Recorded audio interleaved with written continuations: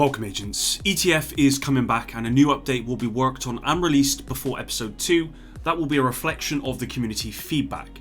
I will be breaking down today's state of the game, so if you enjoy this video, please hit the like button below, subscribe for dedicated Division 2 content, and let's jump right in. Okay, so first up, Hamish was joined with Chris Gansler and they talked about TU5, how it came out yesterday for everyone that is. And they were talking about the 2 new missions and their experience with the 2 new missions and some of the changes, like the exotic changes to be max and 500 gear score, all that sort of stuff. I completely forgot myself about it coming out for everyone yesterday, just because I had the year 1 pass, so I had it a week before, which means I've not actually done the second part of the expeditions, and I may well do that tomorrow on stream. If any of you guys are interested in that, then just make sure you got your notifications on, and I'll see if I can do that tomorrow on stream for you guys here on YouTube. They went on to talk about the maintenance that's coming tomorrow, usual time, 9:30 AM CEST. They confirmed that the raid leaderboards will be reintroduced tomorrow. They weren't in yesterday's patch. I believe they were meant to be in yesterday's patch, but they didn't make it, so they're going to be in tomorrow's. They did confirm that when it's introduced tomorrow, reintroduced tomorrow, it will show as 0 completions.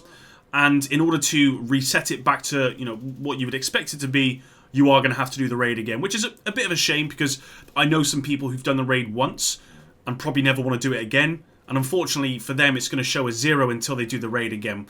But that's the fix that's come in. They confirmed that raid keys not being guaranteed when interacting with crates is going to be fixed for tomorrow. So I believe that's a big win for anyone who has that issue. Issues with a backpack trophy and classified assignments. There was an issue where if you had the year 1 pass and you were playing for a classified assignment, sometimes when you loaded in the game, you may have an issue with the year 1 pass not being recognized. So you could uninstall the game, reinstall the year 1 pass, and then once you join back in the game, those backpack trophies wouldn't be there. Well, that's going to be fixed again tomorrow as well. Now, they went on to talk about the maintenance that was yesterday. These were put in yesterday. They talked about the crafting bench. There was an issue where it didn't upgrade to 500. Well, that's been fixed.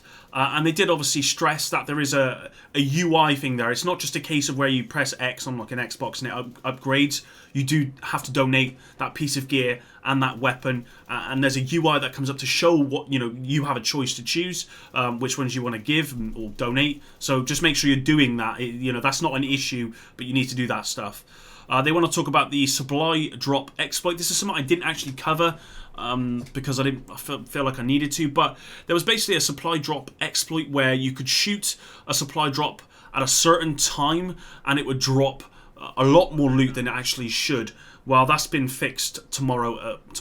That was fixed yesterday as well, so that should no longer be an issue. They went on to talk about blueprints from control points level 3 and 4s not dropping. Again, they don't think this is there's a well-known issue at the moment that when you go and do these checkpoints like checkpoint 3 or 4 control points, then sometimes it won't actually show that a blueprint is dropped. But when you go to your blueprints, it will, the amount would have increased, so it has actually dropped, and that's an issue they're working on. But there have been reports that actually they're just not dropping at all.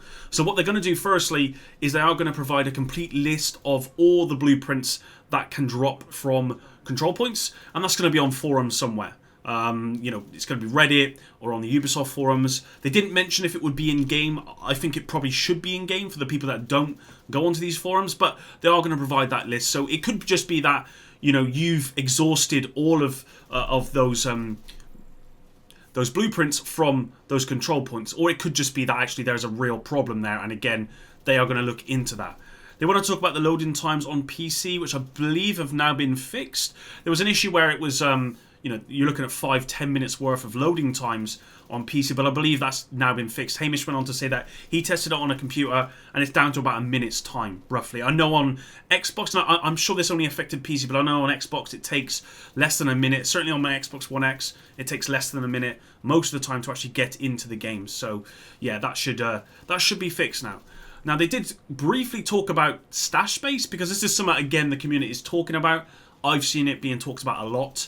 And I have to agree, the stash space is probably too low. But with that said, and I think they were right here, this is a symptom of a bigger issue where we're having to hoard gear just due to the bad loot and RNG in the game.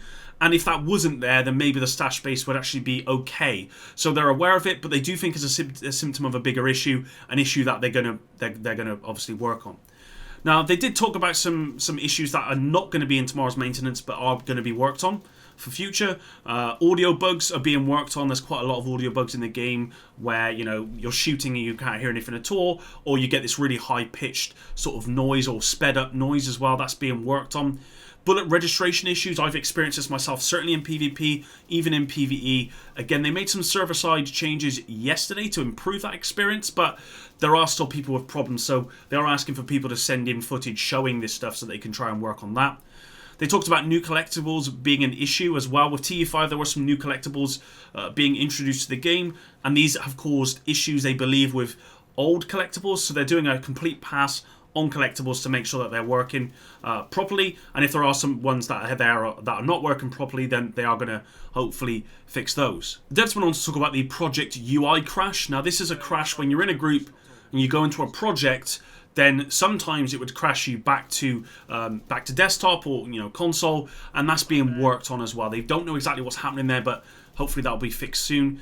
Then they were talking about RNG and loot, and I say talking, they basically just said that it's something that they're not going to discuss today. It's something they're working on, and I think it was just down to people just spamming it in chat pretty much. I had chat turned off because, yeah, I don't want to see that, but they did say it's something being worked on, and we'll get to this, but it's definitely something they're working on. They went on to talk about the Revive Hive. They said that the majority of bugs they believe has been completely fixed now. And if there are some issues where the Revive Hive is not picking you up, it's probably not a bug, but it's just because of something else. And the example they gave was that if you throw the hive behind a barrier and you're on the other side and you go down, it won't pick you up because that barrier's in the way. Even if you're in the circle of that Revive Hive, it won't pick you up. And that is intentional, but it's not explained. So this is what they believe has actually happened most of the time, is that it's going down, but, you know, it's going down properly, but something's going on where, you know, something in-game intentionally is causing it not to actually pick you up. Another example they gave was that if you go down whilst under a status effect, like a shock or something like that, then again, it won't pick you up. So, yeah, if you are experiencing issues with the Revive Hive that are bugs and not stuff like this, then they want that to be reported. They went on to talk about PvP changes that were not documented in the TU5 patch notes. And the first one is that in the Occupied Dark Zone, Unbreakable is going to behave like in Normalized. So I believe in the ODZ it was 70% or 75%, I think it's 70% of your armor would come back. But I believe that's now going to go down to 25% or 20%, whatever it is in Normalized PvP. So that's been nerfed, which is a very good one as well, because it was overpowered in the Occupied Dark Zone. And they also confirmed that the coefficient for rifles has been nerfed as well. Now, moving on, they went to briefly talk about the next update, and they didn't say anything specific, okay? But they did confirm that the ETF workshop is going to be coming up for the next update. Now, this is going to be an open application, so they've given no date yet, but it will be coming up soon, and basically anyone can apply to it, and you'll be in for a chance to actually get in there. They are obviously going to manually pick the people that they want, but anyone can apply for it. And the next update, they did say, will focus on player feedback, endgame RPG, loot, power gain, other things that are not skills related because they've already had that pass, PvP. They didn't mention the name, but I think it's going to be ETF Delta because we had Charlie last time, so it makes sense. We've had Alpha, Bravo, Charlie. The next one should be Delta, I imagine, but that's not confirmed, but I assume that's what's going to be. And then they went on to confirm that the state of the game will take a break for the next couple of weeks until the end of August. So, yeah, I'm really glad that the ETF's coming back. I think part of the reason why the Division 1 was kind of a success, certainly up to 1.7, was due to like ETF people who actually play the game going out there and working on it. Now, they did address that the overall perception is that streamers or YouTubers get the opportunity to do this, which there is a correlation, and the reason why there's a correlation is because streamers and YouTubers generally play the game more than the casual audience, because that's what they do. So they have a lot more experience with the game. So there is a correlation between streamers or YouTubers being offered the opportunity more than casual players to go to these ETF events. But they did also confirm there are a lot of people that attended the ETFs previously who, for legal reasons, they cannot say because they want their privacy, are not, they're not YouTubers, they're not streamers, they're just casual people who have clocked in a lot of time who've applied. So I'm personally really looking forward to this. I'm glad that there will be people from this community that will be going there to represent us and actually do some. I hope it's a mixture of people from PC side and console side, because up until now, every update has pretty much been balanced for PC because we've had no console input on any of the PTSs. So I'm really glad that the ETF is coming out, and I just hope that we have PC and console. I'm probably going to apply to it myself, but I don't think I'm going to be able to get time off work. But it would be nice to go there and actually give my input, certainly on the PvP side and the loot side and the RNG side, because I think, you know, there I think I could maybe have a good couple of ideas, and maybe we could introduce stuff. So there we go. Anyway, that's it for today's video. I do hope you enjoyed today's video. As I said, I may well stream the expeditions tomorrow, so if you do want to check out the expeditions, or you just want to check out me streaming, I did actually stream yesterday, and I'm going to try and do it more often. Tuesdays, Thursdays is probably going to be my days. Then yeah, please turn on notifications, make sure you come join, make sure you come say hi. It'd be cool to interact with you guys more often. Anyway, hopefully you enjoyed this one. If you did, again, please like the video. It does help support me. And until the next one, Epic out.